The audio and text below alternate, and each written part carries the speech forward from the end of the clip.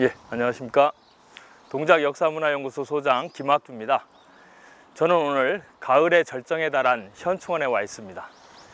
오늘 온 이유는 역대 대통령 묘소를 탐방하면서 한반도의 평화와 통일을 위해서 역대 대통령이 어떤 역할을 했는지, 그리고 이 통일 정책이 우리 사회에 어떤 영향을 미쳤는지 함께 알아보고 앞으로 한반도의 평화 통일을 위해서 우리가 무슨 일을 해야 할지 고민해보는 시간을 가지려고 합니다. 여기에는 네 분의 역대 대통령이 안장되어 있습니다. 초대 대통령인 이승만 전 대통령, 그리고 박정희 전 대통령, 김영삼 전 대통령, 그리고 마지막으로 김대중 전 대통령, 이렇게 네 분의 묘역이 안장되어 있고요. 여기 서울현충원에 안장되어 있지 않은 그 역대 대통령도 있습니다. 최규하 전 대통령은 대전현충원에 안장되어 있습니다. 그리고 윤보선 전 대통령은 아산 고향 선영에 안장되어 있고요. 그리고 노무현 대통령도 고향인 김해에 안장되어 있습니다. 자, 그러면 초대 대통령 이승만 전 대통령의 묘소부터 탐방하면서 오늘의 프로그램을 시작하도록 하겠습니다. 함께 이승만 전 대통령 묘소로 이동하도록 하겠습니다.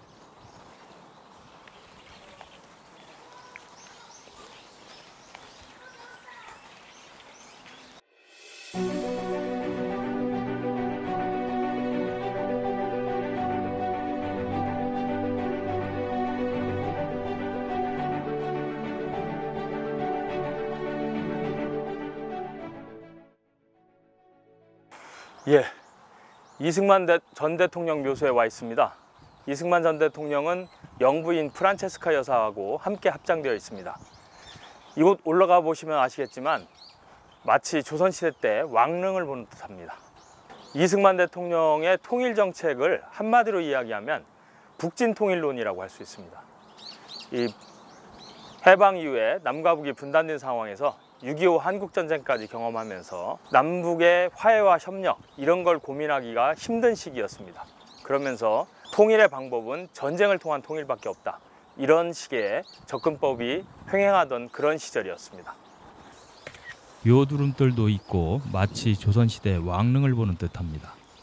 이승만 전 대통령은 6.25 한국전쟁을 끝내기 위한 정전협정 체결 논의가 한창일 때도 이를 반대하며 북진통일을 계속 주장했습니다. 그런데 이 북진통일론은 실제 북침을 하겠다는 계획이기보다는 국민을 반공 이데올로기로 무장시키고 한미 상호 방위조약 체계를 관철하기 위한 목적이었다고 할 수 있습니다. 그럼에도 이승만 시대는 평화통일이란 말을 절대 입 밖에 꺼낼 수 없는 시절이었습니다.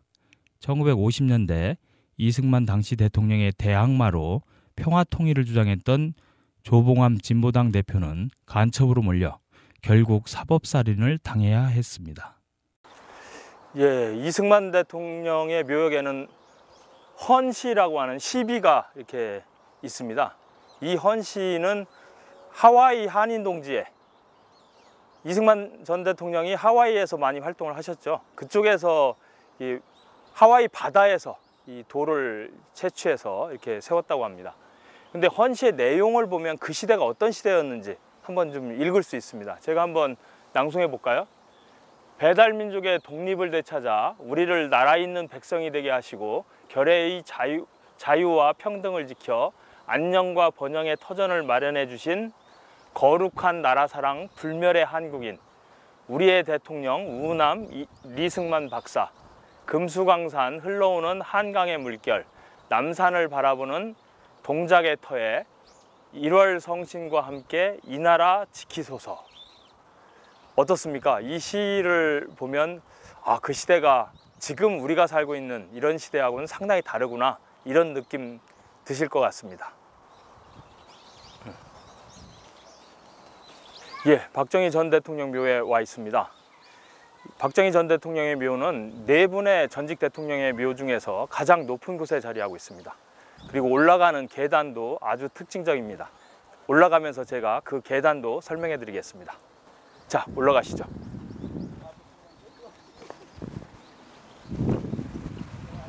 자, 여기서 보시면 묘소가 보이지 않습니다. 단계 단계 올라가면서 점점 묘소가 조금씩 나타나는 거죠. 그러면 마음이 상당히 경건해지고 준비를 하도록 이렇게 계획된 것 같습니다. 예, 박정희 전 대통령의 묘는 보셨듯이 유경수 여사의 묘하고 함께 나란히 있습니다. 유경수 여사가 먼저 돌아가셨고 그 다음에 박정희 전 대통령이 11.6 사건으로 시해되면서 이 현충원에 안장됐는데요.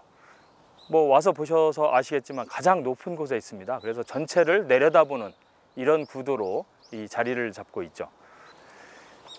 예, 박정희 전 대통령의 통일 정책을 한마디로 얘기한다면 선건설 후 통일 정책 이렇게 표현할 수 있겠습니다. 5.16 쿠데타로 정권을 잡았는데 당시 상황은 남북 관계에서 남쪽이 더 어렵게 살고 있는 그런 상황이었습니다. 그러다 보니까 통일 문제를 이야기하는 게 정권 차원에서 상당히 좀 부담스러웠을 것 같습니다.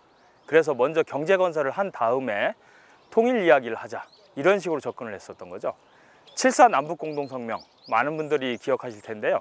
자주평화 민족 대단결 그 7.4 남북공동성명도 다르게 보면 일종의 시간 벌기 작전이었다고도 할 수 있습니다. 이 박정희 전 대통령은 70년대 후반까지는 경제 건설에 집중하자, 그 이후에 통일 문제를 고민하자 이런 생각으로 이 통일 정책을 접근을 했었습니다. 그러다 보니까 남북 관계가 남한의 정치 사정 이것에 의해서 좌지우지되는 그런 식으로 진행됐다고 볼 수 있습니다. 예, 하지만 통일 문제는 단계적으로 접근할 성질의 것은 아닌 것 같습니다. 무엇을 먼저 한 다음에나 통일 문제를 이야기하는 문제가 아니라 통일 문제 그 자체를, 남북 문제 그 자체를 해결하기 위해서 꾸준히 끈질기게 노력하는 그런 과정이 필요했는데 박정희 정권 시기에는 바로 그러한 노력을 소홀히 했다고 할 수 있습니다. 박정희 시대는 우리가 기억해야 할 끔찍한 사건이 많습니다. 그중 5.16 군사 쿠데타 직후 특수범죄 처벌에 관한 특별법을 제정하여 평화통일을 주장한 사람들을 비롯한 혁신계 인사 2천여 명을 영장도 없이 구속하고 이 중 민족일보 조용수 사장과 혁신정당인 사회당 조직부장 최백근을 사형시킨 사건도 있었습니다. 또한 1975년 4월 9일에는 인혁당 재건이 사건을 조작하여 무고한 시민 8명에 대한 사형을 집행한 사건도 있었습니다. 박정희 정권은 자신의 선건설 후 통일 입장을 비판하면서 남과 북의 화해와 평화 통일을 주장하는 사람들을 철저히 탄압했습니다. 예, 여기는 김영삼 대통령 묘소입니다. 이 서울 현충원의 4명의 역대 대통령 중에서 가장 최근에 조성된 묘역입니다. 2015년에 김영삼 대통령께서 서거하셨죠. 함께 묘소로 가보겠습니다.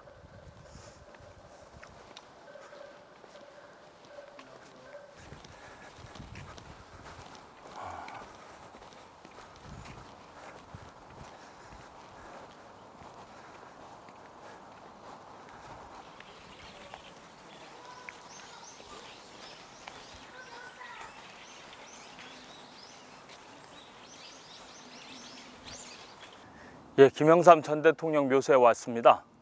김영삼 전 대통령 묘소를 보면요, 다른 세 분의 전직 대통령 묘소하고 다르게 남쪽을 바라보고 있습니다. 다른 분들은 전부 현충원에서 한강을 바라보고 있는데 바로 이 김영삼 대통령의 묘는 남쪽을 좀 바라보고 있는 게 다르고요. 그리고 보시면 원래는 병풍석을 좀 두르려고 했었는데 그 계획이 좀 취소되면서 지금은 이게 모습을 보면 상당히 좀 소박한 모습 이렇게 간직하고 있다고 볼 수 있고요. 그리고 다른 전직 대통령 묘소를 보면 그 시비가 항상 있습니다. 시를 써놨죠. 근데 김영삼 전 대통령 묘소에 와서 보면 시비가 없고 대신 여기 보는 김영삼 민주주의 기념비라고 하는 게 세워져 있습니다. 일종의 김영삼 대통령의 어록이 이렇게 있는 셈이죠. 이 점이 또 특징이 있다고 할 수 있습니다. 김영삼 대통령은 취임사에서 이렇게 말했습니다. 어느 동맹국도 민족보다 더 나을 수는 없습니다. 어떤 이념이나 어떤 상상도 민족보다 더 큰 행복을 가져다 주지 못합니다. 또한 장기수 이인모 노인을 북한으로 송환하는 결단을 내리기도 했습니다. 그래서 김영삼 대통령 집권 초기에는 남북관계의 새로운 변화에 대한 기대가 대단히 높아졌습니다. 한번 보시면 신민당 총재가 되면서 이때가 바로 유신 몰락 직전이죠. 그때 하신 말씀이 이렇게 돼 있는데, 이게 보면 이제 민주주의는 개막하기 시작했고 마침내 새벽이 돌아왔습니다. 아무리 새벽을 알리는 닭의 목을 비틀지라도 민주주의의 새벽은 오고 있습니다. 이게 아주 유명한 말이죠. 이 닭의 목을 비틀지라도 민주주의의 새벽은 반드시 온다. 바로 그 예언 그대로 사실은 유신이 몰락했고 민주주의의 새로운 길이 열릴 듯 했는데, 다시 5.17 쿠데타가 일어나면서 전두환 세력들의 쿠데타로 상당 기간 좌절됐지만 다시 6월 민주항쟁을 통해서 우리 사회 민주주의가 이제 본격적인 그런 진입의 단계로 들어섰던 겁니다. 남북 정상회담이 김대중 대통령 시절에 처음으로 이루어지잖아요. 그런데 사실은 김영삼 대통령 시절에 6년 전이죠. 1994년에 남북 정상회담 날짜까지 잡았었습니다. 그런데 급작스럽게 북한의 김일성 주석이 서거하면서 남북 정상회담은 6년 후로 미뤄지게 되었습니다. 그리고 남북 관계에서 김영삼 대통령 시절 우리가 주목해 보아야 할 게, 북한 핵 위기를 계기로 해서 김영삼 대통령의 통일 정책이 냉탕과 온탕을 끊임없이 반복했다, 이런 평가가 있습니다. 통일 정책의 일관성, 바로 그 문제를 고민하게 하는 그런 시대가 김영삼 대통령 시절이었습니다. 예, 김대중 전 대통령 묘소에 와 있습니다. 2009년에 조성됐는데요. 올해 그 이호 여사가 돌아가시면서 함께 합장되어 있습니다. 김대중 전 대통령은 남북 관계에서 우리 다 알듯이 남북 정상회담 최초로 이뤄낸 대통령이고요. 6.15 남북 공동선언을 통해서 남북 관계에서 획기적인 전환을 일궈낸 분입니다. 함께 가보시죠.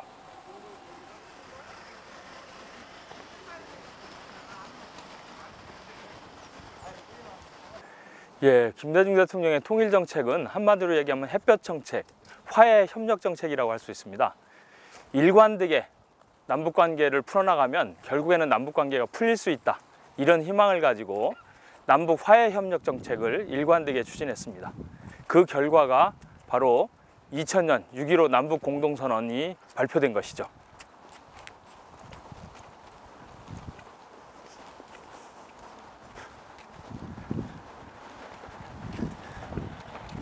예, 김대중 대통령 묘 와서 보시면 아시겠지만 이승만 전 대통령의 묘, 그리고 박정희 전 대통령의 묘와 비교해 보면 상당히 규모가 작고 소박한 모습입니다.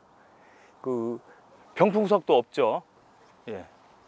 그리고 이쪽 한번 보시겠습니다. 이쪽 보시면 그 시비 형태로 이렇게 되어 있는데 제목부터 좀 접근법이 좀 다릅니다. 당신은 우리입니다, 이렇게 되어 있고요. 당신은 민주주의입니다. 당신은 민족 통일입니다.